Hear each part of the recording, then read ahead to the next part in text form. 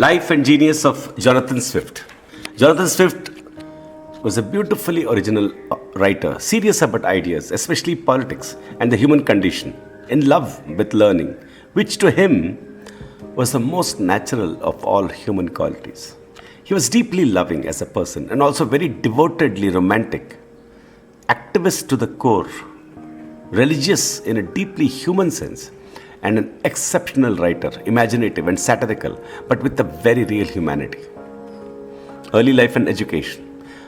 Jonathan Swift was born in Dublin, Ireland. A few months before he was born, his father died, but his mother took great care of him, not just in terms of feeding and bringing him up, but with a determination that despite her circumstances, her son must get the best of everything.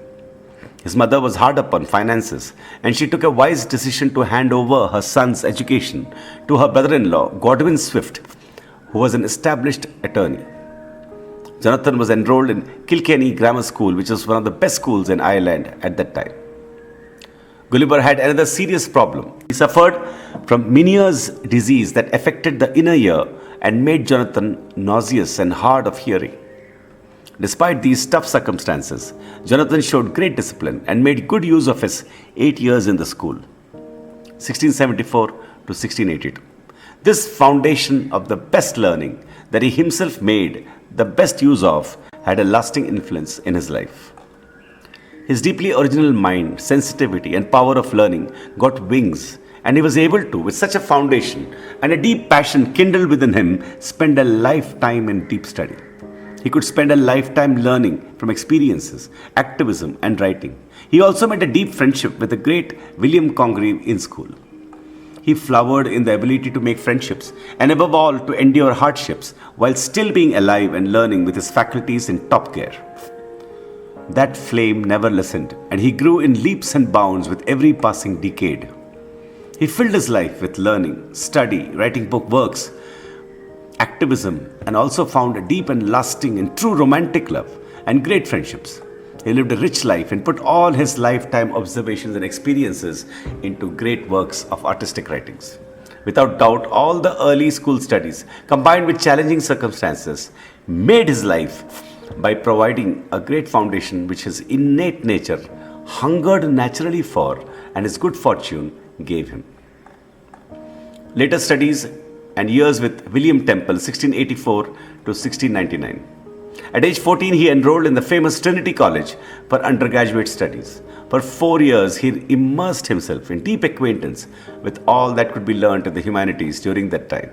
At 18, he graduated and enrolled in Masters too. But soon, huge unrest came about in Ireland. What is called the Glorious Revolution motivated Swift to move to England, where he got employment as secretary under the famed William Temple. It was his mother who had arranged this position for him. This was a very fruitful period for Swift. He honed his writing abilities, and Temple soon recognized both his brilliance and sensitivity and gave him the most important and sensitive tasks. He rose in his abilities as a writer and also started writing his own essays and began working on a book that would be published later. Temple was an excellent employer in that sense and made full use of Swift's abilities and also encouraged Swift in all ways, especially to write his own original pieces. They were wonderful 10 years. And another extremely eventful thing that happened to Swift was that he developed a deep and, in fact, strange love for a girl whom he called Stella. Her full name was Esther Johnson. The special, strange, and beautifully dedicated love affair of Swift and Stella. Esther was the daughter of the housekeeper at Temple's household. Esther was only 8 years old when Swift first met her. He began to mentor her and they developed a deep trust, closeness, and actually love for each other. This is evidenced from the fact that he wrote 2 books inspired by her. She was a kind of muse and his own soul in another form who would understand all that he felt or thought and loved. When she grew older, it is said that they did marry, but it is not known with certainty.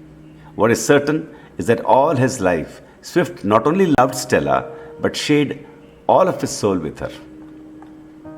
Work as a minister near Dublin, 1699 to 1709, and with the stories. In 1699, Temple passed away, and after a few failed trials here and there, Swift finally settled to become a minister near Dublin in a small church. Here, for the next 10 years, he lived a simple life, preaching and living in the small residence that the church provided. Now he had ample inner motivation, space, and also time to write his first political pamphlet that was called Discourse on the Contests and Dissensions in Athens and Rome. He released two books anonymously, The Tale of a Tub and The Battle of the Books. Swift by now had matured in every way. He was truly a giant, and he could see the pettiness, banality of life in church and in politics and in the whole mankind. His deeply sensitive nature and his hard-earned erudition and his honesty and humanity made it too clear to him what the problems of the world really were. In fact, he had risen far above the world, and the only way he could really express the truth and clarity he had was through cutting satire. Nothing else or less would do. All his unique gifts came to a laser-like focus with his satirical pen. His love for life, humanity, definitely kindled and blossomed with Esther. Also developed simultaneously his contempt with detachment, the sick, petty, and trivial life of the people, the politics, and especially the emptiness of false pride. All this he expressed in The Tub. And not surprisingly, it became a huge success as he had laid out the truth in satirical fashion and with utter clarity, detachment, and full obvious truth. But as he had chosen to use the church to portray false pride, he got a bad reputation and severe condemnation from the church. But indirectly, he was celebrated by the more liberal people and intellectuals, and when the Tories came to power, they invited him to join them, and he was made editor of the Examiner, a weekly. He spent 4 years with them till they came down from power. During that time, he saw politics from close and saw the world, especially those who craved the worst that life offers, power. He could see with his perspective the degradation, the utter lack of knowledge, care, concern, and totally insane justifications he had no choice but put it all in his writings for the Tories. A large part, however, he wrote in a series to his love, Stella, and it became a book called A Journal of Stella. In that, as was usual with him, he poured out his humanity and his observations with a deep and deadly perspective. Gulliver's Travels and final years at St. Patrick's Cathedral.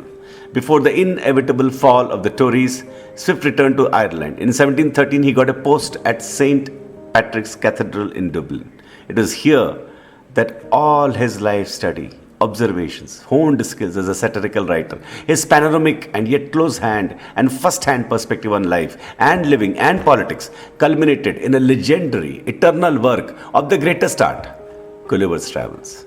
The book was an immediate success, and since then till today, millions of people have read the book in full or in abridged form the world over.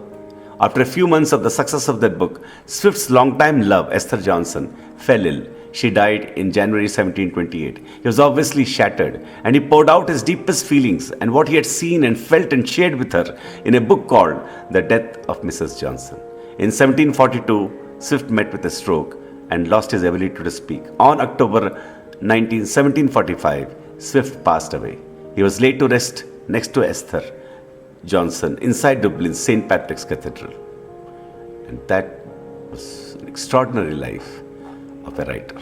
This is how a writer lives, full passion, full of love of life and exploration. Thank you.